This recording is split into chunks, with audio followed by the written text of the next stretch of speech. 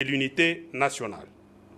Considérant que depuis son élection à la magistrature suprême de notre pays, son Excellence Félix Antoine Tshisekedi Tshilombo n'a cessé de consacrer toutes ses forces à la promotion du bien-être des Congolais et à la construction d'un Congo puissant et prospère dans l'unité et la paix. Considérant que les députés nationaux de l'UDPS ne seraient restés insensibles à tout ce qui touche de près ou de loin la personne du président de la République, la dignité de sa fonction et sa sécurité. Conscients de nos responsabilités devant Dieu et la nation. Vu la gravité et l'urgence, déclarons solennellement ce qui suit. 1.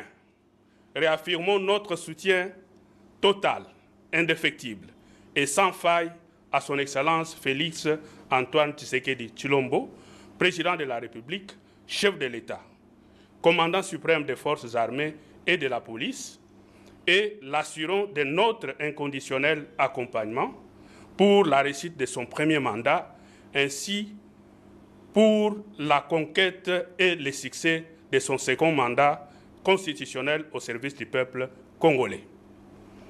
Les députés nationaux de l'UDPS n'accepteront aucune atteinte à la stabilité des institutions ni aucun outrage envers le président de la République, peu importe son auteur ou ses auteurs, et une telle manœuvre sera perçue comme un acte de haute trahison contre la nation.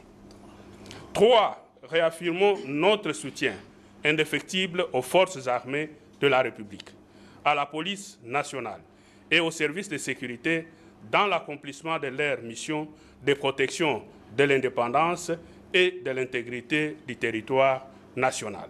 4.